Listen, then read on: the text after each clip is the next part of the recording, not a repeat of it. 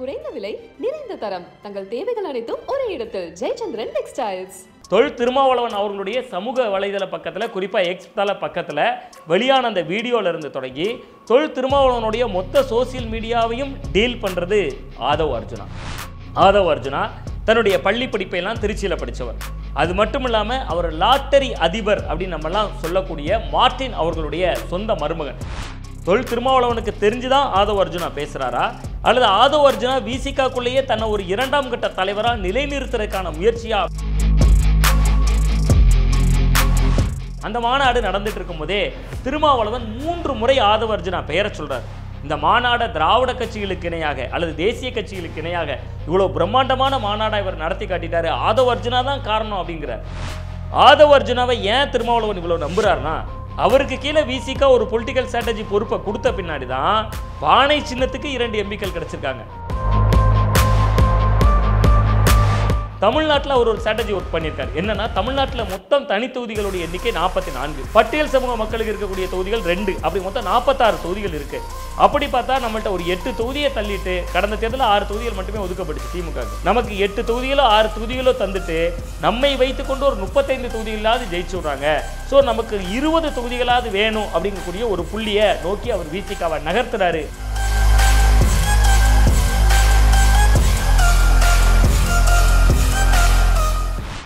Wow நேயர்களுக்கு அன்பான வணக்கம். ஆதவ் அர்ஜுனா விடுதலை சிறுத்தைகள் கட்சியினுடைய துணை பொதுச் செயலாளர் நிலையில் இருக்கக்கூடிய ஆதவ் அர்ஜுனா முதல்ல விடுதலை சிறுத்தைகள் கட்சியில் சேர்ந்தப்ப ஒரு விஷயத்தை பேசியிருந்தார். காலனி அப்படின்னு சொல்லக்கூடிய ஒற்றை வார்த்தைக்குள்ள ஒரு சமூகத்தையே சுருக்கிறத உடைக்கிறதுக்காகத்தான் நான் அரசியலுக்குள்ள வந்திருக்கேன் அப்படின்னு சொன்னது தான் ஆதவ் அர்ஜுனாவினுடைய அரசியல் வருகையினுடைய முதல் வார்த்தை.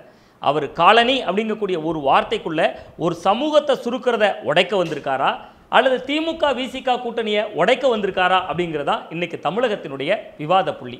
யார் இந்த ஆதவ் அர்ஜுனா, அவருடைய பின்னணி என்ன, தொல் திருமாவளவனுக்கும் ஆதவ் அர்ஜுனாவுக்கும் இந்த அளவுக்கு பிணைப்புக்கான பின்னணி என்னன்னு பல்வேறு வகையான கோணங்களில் தான் இன்னைக்கு நம்ம இந்த வீடியோவை பேச போகிறோம். வாங்க நம்ம வீடியோக்குள்ளேயே போயிடலாம்.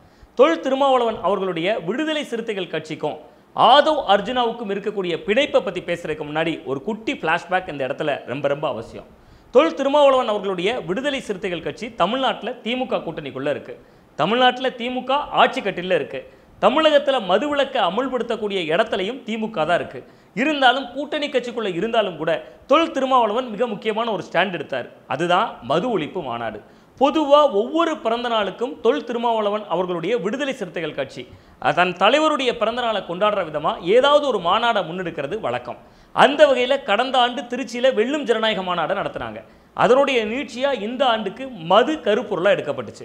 அதுக்கு காரணம் என்னென்னா கள்ளக்குறிச்சி சம்பவம். கள்ளக்குறிச்சியில் கள்ளச்சாராயம் குடித்து 60க்கும் அதிகமான பேர் உயிரிழந்திருந்தாங்க. எல்லா தலைவர்களும் பார்க்க போனாங்க. அப்படி தான் தொல் திருமாவளவனும் போனார். அங்கே போனவருக்கு தான் இன்னொரு அதிர்ச்சி காத்திருந்துச்சு. கள்ளக்குறிச்சியில் கள்ளச்சாராயம் குடித்து உயிரிழந்தவங்களில் பெரும்பகுதி பேர் பட்டியல் சமூகத்தை சேர்ந்தவங்க. அந்த இடத்துல திராவிட முன்னேற்ற கழகத்துக்கு எதிராக அப்பவே அவர் அங்கே ஒரு செய்தியாளர்கள் சந்திப்பில் சீக்கிரமே மதுவிலக்கு அமல்படுத்தணும் அப்படின்னு பேசவும் செஞ்சிருந்தார். அத்தோடு மட்டும் தொல் திருமாவளவன் நின்றுடலை. சென்னைக்கு வந்தார். சென்னைக்கு வந்த கையோட சென்னையில் ஆர்ப்பாட்டத்துக்கும் நாள் குறித்து மதுவிலக்குக்காக ஒரு ஆர்ப்பாட்டமும் நடத்தியிருந்தார் திருமாவளவன். அப்படியே அதை விட்டிருந்தார்னா திமுக கூட்டணிக்குள்ள சலசலப்பு இல்லாமல் எந்த விதமான சிக்கலும் இல்லாமலும் கூட நகர்ந்திருக்கும். ஆனால் தொல் திருமாவளவன் அவர்கள் நம்ம வருடத்தினோடு ஒரு மாநாடு நடத்துகிறோமே, இந்த மாநாட்டினுடைய கருப்பொருளாக மது ஒழிப்பு மகளிர் மாநாடு அப்படின்னு முன்னெடுக்கவும் ஆரம்பித்தார். அதுக்கு அவர் இடம் தேர்ந்தெடுத்ததும் அதே கள்ளக்குறிச்சி தான். இவ்வளவு போதாதா தமிழக அரசியல் களத்தை சூடுபிடிக்க வைக்கிறதுக்கு தொல் திருமாவளவன் அவர்களுடைய மது ஒழிப்பு மாநாடு தொடர்பாக அவர் தொடர்ந்து செய்தியாளர்களுக்கு பேட்டியும் கொடுத்துட்டு வந்தார். அப்போ தான் ஒரு கூட்டத்தில் இருந்த ஒரு செய்தியாளர் கேட்டார், யார் வேணாலும் பங்கேற்கலாங்கிறீங்க, அதிமுகவும் பங்கேற்கலாமா அப்படின்னு கேட்டார். ஓ, யார் வேணாலும் வரலாம், அதிமுகவும் சேர்த்து தானே அப்படிங்கிற பொருள்பட தொல் திருமாவளவன் பேசினது தமிழக அரசியல் களத்தில் கடுமையான அதிர்வை உருவாக்குச்சு. அந்த நேரத்தில் தமிழக முதல்வர் மு.க. ஸ்டாலின் அவர்கள் வெளிநாட்டு முதலீடுகளை ஈர்க்கிறதுக்காக வெளிநாட்டுக்கு போயிருந்தார். அந்த நேரத்தில் தான் அதிமுகவை தன் பக்கம் இழுக்கலாம் வரலாம் அப்படிங்கக்கூடிய ஒரு பேச்சையும் திருமாவளவன் பேசியிருந்தார். இதெல்லாம் சேர்த்து தான் கூட்டணிகள் மாறப்போகுது அப்படின்னு ஒரு பெரிய பேசுபொருள் தமிழக அரசியல் சூழலில் கிளம்பி இருந்துச்சு. இந்த நிலையில தான் முதல்வர் தமிழகம் திரும்பினார். அன்றைக்கே சென்னையில் செய்தியாளர்கள் சந்திப்பும் நடந்துச்சு. அந்த செய்தியாளர் சந்திப்பில் வெளிநாட்டு முதலீடுகளை பற்றிலாம் பேசின தமிழக முதல்வர் மு.க. ஸ்டாலின் அவர்கள்கிட்ட செய்தியாளர்கள் தொல் திருமாவளவன் அவர்கள் அதிமுகவுக்கு கூட அழைப்பு கொடுத்துருக்காரே அப்படின்னு ஒரு கேள்வியும் கேட்டாங்க. அதுக்கு அப்போவே முதல்வர் மு க ஸ்டாலின் அதுக்கு தான் அவரே பதில் சொல்லிட்டாரே அப்படின்னு சொல்லி நாசுக்கா முடிச்சிருந்தார். ஆனால் அன்றைய நாள்லேயே தொல் திருமாவளவன் அவர்களுடைய எக்ஸ் தளத்தில் ஒரு பதிவு வெளியே இருந்துச்சு. ஒரு சிறிய வீடியோவோட கட் செய்யப்பட்ட பகுதி தான் அது. அந்த பகுதியில் என்ன குறிப்பிட்டிருந்துச்சு தெரியுமா? ஆட்சியில் பங்கு வேணும், அதிகாரத்தில் பங்கு வேணும் அப்படின்னு சொல்லப்பட்டிருந்துச்சு. என்னடா இது, தொல் திருமாவளவன் இந்த அளவுக்கு ஆட்சிக்கு எதிராக திரும்பிட்டாரு, அதிகாரத்தில் பங்கு கேட்குறாரு அப்படின்னு எல்லாரும் ஷாக்காக இருக்கக்கூடிய சில நிமிடங்கள்லேயே அந்த வீடியோ அளிக்கப்பட்டிருந்துச்சு. அடுத்த சில நிமிடங்களில் அந்த வீடியோவினுடைய முழு தொகுப்பும் வெளியாக இருந்துச்சு. அதற்கு பின்பு அதுக்கு அடுத்த நாளே தமிழக முதல்வர் மு க ஸ்டாலின் அவர்களும் தொல் திருமாவளவன் அவர்களும் சந்தித்து சமரசம் ஆகிக்கிட்டாங்க. திமுக சார்பிலேயே மது ஒழிப்பு மாநாட்டில் பங்கேற்கிறதுக்காக ஆர்எஸ் பாரதி, இளங்கோவன் உள்ளிட்டவர்கள் அனுப்பி வைக்கப்படுவாங்கன்னு அடுத்தடுத்த அப்டேட் வெளியாச்சு. இப்போ எதுக்கு இவ்வளவு அப்டேட் நீங்கள் கேட்குறது எனக்கு நல்லா புரியுது. தொல் திருமாவளவன் அவர்களுடைய சமூக வலைதள பக்கத்தில், குறிப்பாக எக்ஸ் தள பக்கத்தில் வெளியான அந்த வீடியோவிலிருந்து தொடங்கி தொல் திருமாவளவனுடைய மொத்த சோசியல் மீடியாவையும் டீல் பண்ணுறது ஆதவ் அர்ஜுனா. என்ன இது, ஆதவ் அர்ஜுனாவுக்கு கட்சியில் இணைந்த கையோட மாநில துணை பொதுச் செயலாளர் கொடுத்தாரு திருமாவளவன் அப்படிங்கக்கூடிய விஷயம் நமக்கெல்லாம் தெரியும். யார் இந்த ஆதவ் அர்ஜுனா? அவருக்கு விசிகால தொல் திருமாவளவன் அவர்கள் இவ்வளவு முக்கியத்துவம் கொடுக்கறதுக்கான காரணம் என்ன அப்படிங்கிறது இந்த இடத்துல பேசுறது ரொம்ப பொருத்தமாக இருக்கும். ஆதவ் அர்ஜுனா தன்னுடைய பள்ளி படிப்பையெல்லாம் திருச்சியில் படித்தவர். அது மட்டும் இல்லாமல் அவர் லாட்டரி அதிபர் அப்படின்னு நம்மெல்லாம் சொல்லக்கூடிய மார்ட்டின் அவர்களுடைய சொந்த மருமகன். ஸோ அந்த வகையில் பார்த்தீங்கன்னா ஒரு பெரும் செல்வந்தர். அதெல்லாம் மட்டுமே அவருடைய அடையாளம் இல்லை, அதை தாண்டின சில அடையாளங்கள் இருக்குது ஆதவ் அர்ஜுனாக்கு. அதுதான் அவரை விசிகாவினுடைய மைய புள்ளிகளில் ஒருவராக தொல் திருமாவளவன் அவர்களோட மனம் கவர்ந்தவராகவும் கொண்டு வந்து நிறுத்துச்சு. இதற்கு பின்பு நம்ம பேசக்கூடிய பல தகவல்கள் அதிர்ச்சிகரங்களாக இருக்கலாம். தொல் திருமாவளவனுக்கு தெரிஞ்சுதான் ஆதவ் அர்ஜுனா பேசுகிறாரா, அல்லது ஆதவ் அர்ஜுனா விசிகாக்குள்ளேயே தன்னை ஒரு இரண்டாம் கட்ட தலைவராக நிலைநிறுத்துறதுக்கான முயற்சியா அப்படிங்கிறது தெரியாமல் விசிகா தொண்டர்களும் நிர்வாகிகளுமே இப்போ குழம்பி போயிருக்காங்க. காரணம் என்ன அப்படின்னு பார்த்தீங்கன்னா, ஆதவ் அர்ஜுனாவுக்கும் விசிகாவுக்கும் முதல் அறிமுகம் கடந்த ஆண்டு நடந்துச்சு. திருச்சியில் ஒரு வெல்லும் ஜனநாயக மாநாடு நடத்தினார் தொல் திருமாவளவன். அந்த வெல்லும் ஜனநாயக மாநாட்டில் தான் அண்மையில் உயிரிழந்த இடதுசாரி இயக்கத்தினுடைய மூத்த தலைவராக இருக்கக்கூடிய சீதாராம் யெச்சூரியே கலந்துக்கிட்டார். சீதாராம் யெச்சூரி மறைவு என்று கூட விசிகா நிர்வாகிகள்லாம் இதை பகிர்ந்திருந்தாங்க. தொல் திருமாவளவன் அவர்களும் சீதாராம் யெச்சூரியும் இருக்கக்கூடிய அந்த புகைப்படத்தை. இப்படியான காலகட்டத்தில் அந்த வெல்லும் ஜனநாயக மாநாட்டை திருச்சியில் கிட்டத்தட்ட 1,00,000 விசிகா நிர்வாகிகள் தொண்டர்களை திரட்டி நடத்தி காட்டியிருந்தாங்க.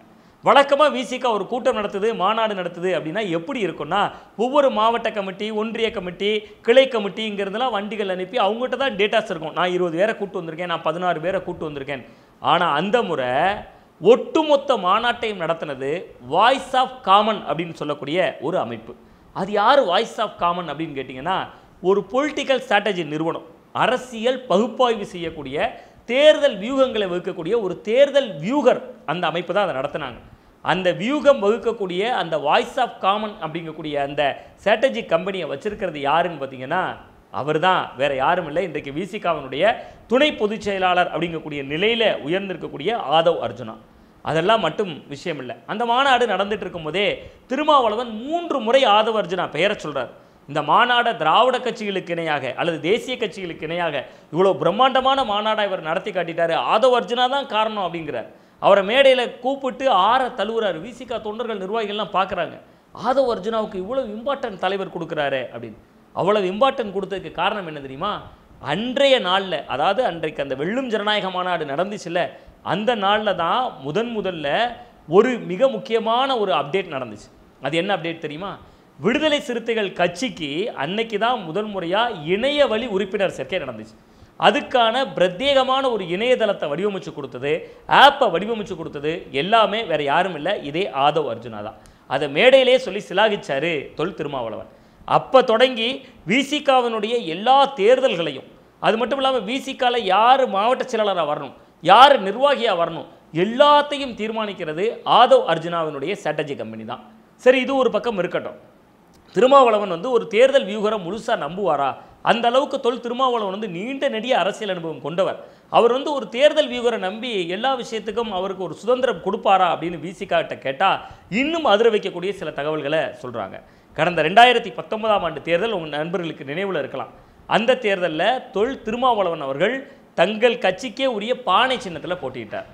அதே நேரத்தில் கடந்த அந்த தேர்தலை பொறுத்தவரை அவர் பானை சின்னத்தில் போட்டியிட்டாலும் அவருடைய கட்சி சார்பில் போட்டியிட்ட ரவிக்குமார் உதயசூரியன் சின்னத்தில் போட்டியிட்டார். அந்த 2019 பாராளுமன்ற தேர்தலை பொறுத்தவரை சிதம்பரம் தொகுதியில் தொல் திருமாவளவன் அவர்கள் தண்ணீர் குடிச்சிட்டாரு அப்படின்னு சொல்லக்கூடிய அளவுக்கு ரொம்ப டைட்டாக தான் எலெக்ஷன் மூவ்மெண்ட் போச்சு. வெறும் 3200 வாக்கள் வித்தியாசத்தில் தான் தொல் திருமாவளவன் அவர்கள் சிதம்பரம் தொகுதியில் ஜெயிச்சிருந்தார். அதே 2024 பாராளுமன்ற தேர்தலில் மீண்டும் தொல் திருமாவளவன் அவர்கள் அதே சிதம்பரம் தொகுதியில் தான் போட்டியிடுறார். ரவிக்குமார் அவர்களும் போட்டியிடுறார் விடுதலை சிறுத்தைகள் சார்பில். இந்த முறை 2 பேருமே தங்களுக்குரிய பானை சின்னத்தில் தான் போட்டியிடுறாங்க. அந்த பானை சின்னத்தில் 2 பேரும் போட்டியிடுறப்ப 2 பேருக்குமே அந்த தேர்தல் வியூக வேலைகளை பார்த்தது எல்லாமே முழுக்க ஆதவ் அர்ஜுனா தான். அவருடைய ஸ்ட்ராட்டஜி கம்பெனி தான் அந்த வேலையை பார்த்தாங்க. அது மட்டும் இல்லாமல் பானை சின்னத்தில் தான் போட்டிட்டாங்க 2 பேருமே 1 லட்சம் ஓட்டுகளுக்கு அதிகமாக வித்தியாசத்தில் ஜெயிச்சிருந்தாங்க. அப்போ கூட முன்னாடியே ஆதவ் அர்ஜுனா சொல்லியிருந்தார், கடந்த தேர்தலில் 2019 வெறும் 3200 ஓட்டுகள் வித்தியாசத்தில் தான் எழுச்சி தமிழர் என்று சொல்லப்படக்கூடிய தொண்டர்களால் நிர்வகிக்கப்படக்கூடிய தொல் திருமாவளவன் அவர்கள் வெறும் 3200 ஓட்டில் தான் ஜெயிச்சிருந்தாரு. இந்த முறை 1 லட்சம் ஓட்டுக்கு மேலே வித்தியாசத்தில் நான் ஜெயிக்க வைப்பேன், அதை என்னோட ஸ்ட்ராட்டஜி கம்பெனி பார்த்துக்கும் அப்படின்னு சொல்லி அறிவித்து அதுக்கு பின்பு தான் அவர் தேர்தல் வேலை பார்க்க ஆரம்பித்தார். அவரே எதிர்பார்க்காத அளவுக்கு பெரிய பிரம்மாண்டமான பானையெல்லாம் செஞ்சு ஒரு லாரியில் பின்னாடி வச்சு தொல் திருமாவளவன் அவர்களுடைய பானை சின்னத்தை கடைக்கோடி வரை கொண்டு போனதிலிருந்து ஆரம்பித்து எல்லா வகையான தேர்தல் வியூக வேலைகளையும் பார்த்து தொல் திருமாவளவன் அவர்கள் 1 லட்சம் ஓட்டுகளுக்கு மேலே வித்தியாசத்தில் ஜெயிச்சிருந்தார். அதே மாதிரி விசிகாவினுடைய ரவிக்குமாரும் எம்பியாக இருந்தார். இந்த இடத்துல தான் இன்னொரு முக்கியமான ஒரு பாயிண்டை நம்ம பேச வேண்டியிருக்கு. 2 பாராளுமன்ற உறுப்பினர்கள் ஜெயிச்சிட்டதுனால விடுதலை சிறுத்தைகள் கட்சிக்கு ஒரு மாநில கட்சிக்கான அங்கீகாரமும் கிடைச்சிருச்சு. இப்போ தான் திருமாவளவன் அவர்களுடைய மையப்புள்ளிக்கு வரும். ஆதவ் அர்ஜுனாவை ஏன் திருமாவளவன் இவ்வளோ நம்புறாருன்னா, அவருக்கு கீழே விசிகா ஒரு பொலிட்டிக்கல் ஸ்ட்ராட்டஜி பொறுப்பை கொடுத்த பின்னாடி தான் பானை சின்னத்துக்கு 2 எம்பிக்கள் கிடச்சிருக்காங்க. ஸோ அதை அவர் ரொம்ப ஆழமாக உள்வாங்கியிருக்காரு. அப்போ இவர் ஒரு தகுதியான ஒரு தேர்தல் வியூகர் தான், இவர் பேச்சை நம்ம கேட்கலாம், இவர் குரலுக்கு வலு சேர்க்கலாம் அப்படிங்கக்கூடிய ஒரு எண்ணம் அவருக்குள்ளே இருக்குது அப்படின்னு சொல்லப்படுது. விடுதலை சிறுத்தைகள் கட்சி அமைப்பு ரீதியாக ஒட்டுமொத்த தமிழ்நாட்டிலேயும் 144 மாவட்டங்களாக செயல்படுது. சில மாவட்டங்களில் ஒரே ஒரு சட்டமன்ற தொகுதிக்கும் மாவட்ட செயலாளர் இருக்காங்க, அதிகபட்சமாக 2 சட்டமன்ற தொகுதிக்கும் மாவட்ட செயலாளர் இருக்காங்க. அப்படி இருக்கக்கூடிய 144 மாவட்ட செயலாளர்கள் யார் வரணும், யார் செயல்படக்கூடிய நிர்வாகி, யார் செயல்படாத நிர்வாகி, யாரை நிராகரிப்பு செய்யணும், இந்த பட்டியலை தயாரித்ததுலையும் ஆதவ் அர்ஜுனாவினுடைய பொலிட்டிக்கல் ஸ்ட்ராட்டஜி கம்பெனிக்கு ரொம்ப முக்கியமான பங்களிப்பு இருக்குது அப்படின்னு சொல்கிறாங்க. விரைவிலேயே வரக்கூடிய இந்த மாநாடு முடிந்த கையோட விசிகால ஒவ்வொரு தொகுதிக்கும் ஒரு மாவட்ட செயலாளர் போட இருக்காங்களாம். போட இருக்கும்போது மிக முக்கியமாக பார்த்தீங்கன்னா என்ன நடக்கும் அப்படின்னு சொல்கிறாங்கன்னா, ஒவ்வொரு சட்டமன்ற தொகுதிக்கும் ஒரு மாவட்ட செயலாளரை போடுறப்ப அவர்கள் மிக முக்கியமான இன்னொரு அப்டேட் சொல்கிறாங்க, அதற்கான வேலையும் ஆதவ் அர்ஜுனா தான் முன்னிருந்து பார்த்தாரு அப்படின்னு சொல்கிறாங்க. அந்த அளவுக்கு ஆதவ் அர்ஜுனாவுக்கும் தொல் திருமாவளவன் அவர்களுக்கும் பொலிட்டிக்கல் ஸ்ட்ராட்டஜி பண்ண வகையில் ஒரு கனெக்ட் இருக்குது. சரி, இது எல்லாத்துக்கும் மேலே மிக முக்கியமான இன்னொரு விஷயம் இருக்குது. விடுதலை சிறுத்தைகள் கட்சி பட்டியல் சமூக மக்களை குறிவச்சு இயங்கக்கூடிய கட்சி. அப்போ தான் பொலிட்டிக்கல் ஸ்ட்ராட்டஜி பண்ணக்கூடிய ஆதவ் அர்ஜுனா இன்னொரு புள்ளி வரத்தை சொல்கிறார். தமிழ்நாட்டில் 20% தலித் ஓட்டுகள் இருக்குது பெரும்பான்மையாக. அந்த தலித் ஓட்டுகளில் 13% அதிகமாக விசிகாவை நம்புகிறாங்க. அதே மாதிரி 8% இஸ்லாமியர்களில் 4% இஸ்லாமியர்கள் விசிகாவினுடைய தொல் திருமாவளவன் அவர்களை ஏற்றுக்கொள்கிறாங்க. நம்ம எத்தனை நாட்களுக்கு 8 தொகுதிகளும் 6 தொகுதிகளும் வாங்கிக்கிட்டு தேர்தலை ஃபேஸ் பண்ணுறது, நம்முடைய பேர வலிமையை கூட்டிக்கிறதுக்கு ஒரு அஸ்திரம் எடுப்போம். அந்த அஸ்திரம் தான் நம்ம திமுகவுக்குள்ளே இருந்துக்கிட்டே குடைச்சல் கொடுக்கக்கூடிய அஸ்திரம். கடந்த சட்டமன்ற தேர்தல் வரலாற்றில் திமுக ஒரு முறை மைனாரிட்டி ஆட்சியாக இருந்த பொழுது பாட்டாளி மக்கள் கட்சியினுடைய ராமதாஸ் கூட்டணிக்குள்ளே இருந்துகிட்டே இந்த குழப்பத்தை எல்லாம் செய்தார். திமுக ஆட்சிக்கு ஜஸ்ட் பாஸ் மார்க்லாம் கொடுத்தாரு. அவர்கள் எதுவுமே செய்யலை, அது மாதிரி எப்பொழுதும் எந்த இதையும் செயல்பட மாட்டாங்க. ஸோ நம்ம இப்படி செய்வதன் மூலமாக நம்முடைய வலிமையை கூட்டிக் கொள்ள முடியும், நமக்கான சீட்டு எண்ணிக்கையை கூட்டிக் கொள்ள முடியும்னு ஒரு ஸ்ட்ராட்டஜி ஒர்க் பண்ண ஆரம்பிக்கிறாரு ஆதவ் அர்ஜுனா. அதனுடைய வெளிப்பாடு தான் இப்படி சொல்கிறாங்க. அந்த வகையில் ஆதவ் அர்ஜுனா எடுத்த நிலைப்பாடு தான் நம்ம அதிமுகவுக்கும் அழைப்பு விடுக்கலாம் அப்படிங்கக்கூடிய எல்லா வகையான வியூகங்களுமே தொல் திருமாவளவன் அவர்களுக்கு ஆதவ் அர்ஜுனா தான் சொல்கிறாரு. ஆதவ் அர்ஜுனாவினுடைய பேச்சை தொல் திருமாவளவன் அவர்கள் மதிக்கிறதுக்கு காரணம் அவருடைய 3200 ஓட்டு வித்தியாசத்தில் ஜெயித்த ஒரு தொகுதியில் அதே பானை சின்னத்தில் லட்சம் ஓட்டுக்கு அதிகமான வித்தியாசத்தில் ஜெயிக்க வச்சிருக்காரு அப்படிங்கக்கூடிய ஒரு பின்னணியும் சொல்லப்படுது. அதே நேரத்தில் விசிகால இன்னொரு வகையான மனக்குறையும் ஏற்படுது. அது விடுதலை சிறுத்தைகள் கட்சிக்கு இன்றைக்கு இருக்கக்கூடிய 4 சிட்டிங் எம்எல்ஏக்களாக இருக்கலாம், ரவிக்குமார் உள்ளிட்ட எம்பிக்களாக இருக்கலாம், எல்லாருக்குமே என்னென்னா ஒரு தேர்தல் வியூகர் பேச்சை தொல் திருமா அவர்கள் ரொம்ப மதிக்கிறாரு, ரொம்ப கேட்குறாரு. இது ஒரு வகையில் விசிகாக்குள்ளேயே ஒரு தேவையில்லாத கிளர்ச்சியை உருவாக்கிறோம், அதுக்கான அபாயம் இருக்குது, அச்சுறுத்தல் இருக்குது அப்படின்னு சொல்லப்படுது. இது எல்லாத்துக்கும் மேலே ஆதவ் அர்ஜுனா ஒரு மிகச்சிறந்த கூடைப்பந்து விளையாட்டு வீரர். இந்திய கூடைப்பந்து கழகத்தினுடைய சம்மேளனத்தினுடைய தலைவராகவும் அவர் இருக்கார். இது எல்லாத்துக்கும் மேலே அதே மாதிரி பார்த்தீங்கன்னா மார்டின் அவர்களுடைய வீட்டில் அமலாக்கத்துறை சோதனை ஒரு கட்டத்தில் நடைபெற்றுச்சு. அப்படி நடைபெற்று இருந்த நேரத்தில் அவருடைய மருமகனான ஆதவ் அர்ஜுனாவுக்கு சொந்தமான போயஸ் கார்டன் இல்லத்திலையும் சோதனை நடந்துச்சு. இப்போ இதை 2 கோணங்களில் இந்த வீடியோவை நம்ம நிறைவு செய்ய வேண்டியது அவசியமாக இருக்குது. இன்னொன்று, தொல் திருமாவளவன் அவர்கள் நீண்ட காலமாக பொது தொகுதி கேட்கிறார். எங்களை பட்டியல் தொகுதிக்குள்ளே சுருக்குறீங்க, எங்களுக்கு பொது தொகுதிகளும் வேண்டும் அப்படிங்கக்கூடிய கோரிக்கையை முன்வைக்கிறார். அதுக்கு பின்னாடி கூட தொல் திருமாவளவன் அவர்கள் ஆதவ் அர்ஜுனாவுக்கு ஒரு தொகுதியை கொடுக்க விரும்புகிறாரு. ஏன்னா அவர் வந்த பின்பு அந்த பொலிட்டிக்கல் ஸ்ட்ராட்டஜி ஒர்க்கில் ரொம்ப சிறப்பாக செயல்படுறாரு. அதனால் அவரை அங்கீகரிக்கணும், அவருக்கு ஒரு பொறுப்பை கொடுக்கணும் அப்படின்னு அவர் விரும்புகிறாரு அப்படின்னு சொல்லப்படுது. அண்மையில் நடந்து முடிந்த நாடாளுமன்ற தேர்தலில் கூட ஒரு பொது தொகுதியை கேட்டது தொல் திருமாவளவன் அவர்கள் ஆதவ் அர்ஜுனாவை மனசில் வச்சுட்டு தான் அப்படின்னு சொல்கிறாங்க. இருந்தாலும் விசிகாக்குள்ளேயே இதுக்குள்ள 2 வகையான கருத்து முரண்கள் நிலவுது. ஒன்று என்ன சொல்கிறாங்கன்னா, விசிகாவுடைய கீழ்மட்ட நிர்வாகிகள் பல பேர் மேலே வழக்கு நடவடிக்கைகள் இருக்குது, பல வழக்குகள் இருக்குது. திமுக கூட்டணியை விட்டுவிட்டு தடாலடியாக வெளியே வந்துட்டு அதெல்லாம் தோண்டி எடுக்கப்படும், அவர்கள் மீதெல்லாம் வழக்கு நடவடிக்கை பாய்ச்சப்படும். அதே நேரத்தில் விசிகாவுடைய சிட்டிங் சட்டமன்ற உறுப்பினர்களும் ரவிக்குமார் உள்ளிட்டவர்களும் ஜனநாயகம் காக்கப்படணும், பாஜகவுக்கு நம்ம எந்த வகையிலும் துணை போயிடக்கூடாது, அதனால வலுவாக நம்ம இதே கூட்டணியில் தான் தொடரணும் அப்படின்னு விரும்புகிறாங்க. ஆனால் ஆதவ் இதிலிருந்து முற்றிலும் வேறுபட்டு ஆதவ் அர்ஜுனா என்னன்னா, விசிகா வளரணும், அடுத்த ஸ்டேஜுக்கு எடுத்துகிட்டு போகணும். தமிழ்நாட்டில் அவர் ஒரு ஸ்ட்ராட்டஜி ஒர்க் பண்ணியிருக்காரு. என்னன்னா, தமிழ்நாட்டில் மொத்தம் தனி தொகுதிகளுடைய எண்ணிக்கை 44, பட்டியல் சமூக மக்களுக்கு இருக்கக்கூடிய தொகுதிகள் 2, அப்படி மொத்தம் 46 தொகுதிகள் இருக்குது. அப்படி பார்த்தா நம்மள்ட்ட ஒரு 8 தொகுதியை தள்ளிட்டு கடந்த தேர்தலில் 6 தொகுதிகள் மட்டுமே ஒதுக்கப்பட்டுச்சு திமுகவுக்கு. நமக்கு 8 தொகுதிகளோ 6 தொகுதிகளோ தந்துட்டு நம்மை வைத்துக்கொண்டு ஒரு 35 தொகுதிகளாவது ஜெயிச்சு விட்றாங்க. ஸோ நமக்கு 20 தொகுதிகளாவது வேணும் அப்படிங்கக்கூடிய ஒரு புள்ளியை நோக்கி அவர் விசிகாவை நகர்த்துறாரு அப்படின்னு சொல்கிறாங்க. இது எல்லாத்துக்கும் மேலே விசிகாவுக்குள்ளேயே ஆதவ் அர்ஜுனாவுக்கு எதிராக இன்னொரு குரல் ஒலிக்குது. ஆதவ் அர்ஜுனா தன்னை முன்னிலைப்படுத்தணும்னு நினைக்கிறாரு. எப்படி அவருக்கு ஒரு ஸ்ட்ராட்டஜி நிறுவனம் இருக்கோ அதே மாதிரி தனக்குன்னு சில பிஆர் வச்சிருக்காரு, ஒர்க் வச்சிருக்காரு, தன்னைத்தானே வலிந்து ப்ரமோட் பண்ணுறாரு. இது தொல் திருமாவளவன் அவர்களுக்கே ரசிக்கபடியாக இல்லை. அதனால தான் இதை உள்ளா ஸ்மெல் பண்ணிட்டு தான் திமுகவில் ராஜா விட்டு பேச வச்சாங்க, விசிகா அவர் மீது நடவடிக்கை எடுக்கணும்னு சொல்ல வச்சாங்க அப்படின்னு சொல்லப்படுது. இது எல்லாத்துக்கும் மேலே விசிகா ஒருங்கிணைத்த திருச்சி மாநாட்டுக்கான பெரும் செலவை பண்ணினதே கடந்த ஆண்டு சொல்கிறேன்னா, வெள்ளும் ஜனநாயக மாநாட்டுக்கான பெரும் பொருட்செலவை நிதி செலவை ஏற்றுக்கிட்டதே ஆதவ் அர்ஜுனா தான். இப்போ நடக்க இருக்கக்கூடிய அக்டோபர் 2ஆம் தேதி நடக்க இருக்கக்கூடிய கள்ளக்குறிச்சியில் நடக்கக்கூடிய மது ஒழிப்பு மாநாட்டுக்கும் எல்லா ஏற்பாட்டு பணிகளையும் பணத்திலிருந்து எல்லா வகையான செலவுகளையும் பெரும்பகுதியை ஏற்றுக்கொண்டிருக்கக்கூடியதும் இதே ஆதவ் அர்ஜுனா தான் சொல்கிறாங்க. ஸோ அந்த வகையில் விசிகா அவர் மீது நடவடிக்கை எடுப்பதற்கான வாய்ப்பு மிக மிக குறைவு, திமுக கோருவது போல். அதே நேரத்தில் ஆதவ் அர்ஜுனாவினுடைய நாவை கொஞ்சம் அடக்க சொல்லும் என்பதாக நாம் யூகிக்கலாம்.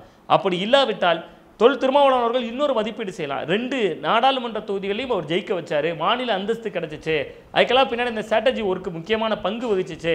ஸோ அவருடைய போக்கிலேயே அவர் இயங்கட்டும், நம்ம சுதந்திரமாக அவரை விட்டுருவோம் அப்படிங்கக்கூடிய முடிவை எடுக்கலாம்.